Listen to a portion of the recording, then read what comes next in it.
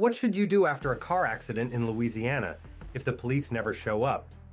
We live in a crazy world where you can get into a wreck, you can report the wreck, you can wait hours for somebody to come out and actually do what they're supposed to do, which is document the scene, take statements of people, write up a report. I was in my own wreck, middle of the night, waited 4 hours, cops never showed. What did I do? What should you do? Take pictures of everything you see. Take videos if you can. That includes the other person, their license plate, their driver's license, registration, insurance, all damage, all sides of the vehicle. Because the last thing you want is not to have photos and the other person tells their insurance company something different than the truth, and you're left holding the bag because you didn't do what you should. So document everything you can. If you're in a state where you can record, I would hit record on your phone. I would call the insurance company. I would report what happened. I would call yours. I would call theirs. I would call the police. I would report what happened. Again, record it for yourself so you have it. Although a 911 recording should be recorded, sometimes things disappear. Not for bad reasons, but they do.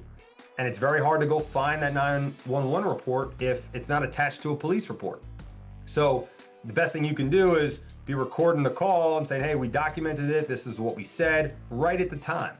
So later on, when some stories change, you could say, no, my story's been the same. This is what we said on scene. This is what your driver said when we were talking to him or her.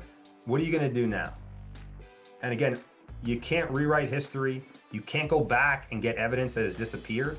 So the best thing you could do is be proactive from the start and collect all the evidence you can. Now, when it comes to how to address your medical treatment after a wreck, you don't have to go to the ER just because you were in an accident. If you're not hurt, that warrants going to the emergency room, taking an ambulance, you don't have to.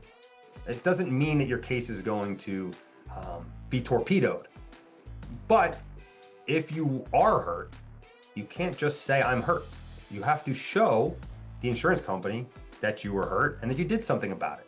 Again, it could be going to your primary care physician. It could be going to an emergency room. It could be going to an urgent care. It could be going to a chiropractor, a physical therapist, somebody who is going to receive all of your pain complaints, both where on your body is hurt, what levels is hurt, how it's affecting your daily life. You know, one of the things that's most compelling, and what I tell my clients to do, is make a list of all the things that you normally would do in your life that are affected by the injuries. You don't realize that your back hurts, bending down to tie your shoes might be a problem. Sleeping, getting out of bed, going to the bathroom, getting off the toilet. All those things that we take for granted might be an issue. Hurt your shoulder, maybe you can't get your toothbrush up high enough to brush your teeth. Somebody has to help you. Someone has to help you wipe your butt.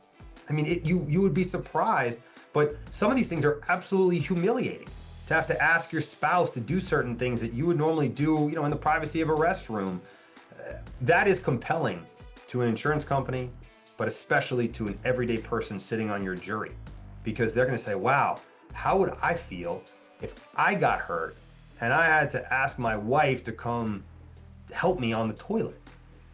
In sickness and in health, but that's not what I envisioned when I took those vows. So it's really important to document how the activities of daily living, your activities of daily living, are affected.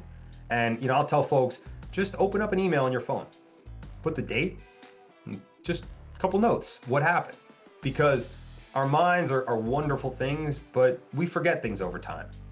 You're not gonna forget it if you write it down. And if you write it down as habit, it's almost like creating a mini diary for yourself.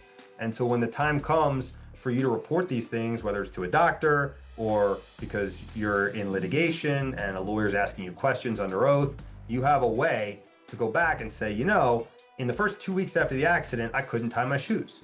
In the first month, I couldn't pick up my kid, couldn't pick up my grandkid, couldn't go to the gym. All things that people take for granted and that they love in their life that maybe you couldn't do, but you got to document it for yourself and then for the benefit of your case.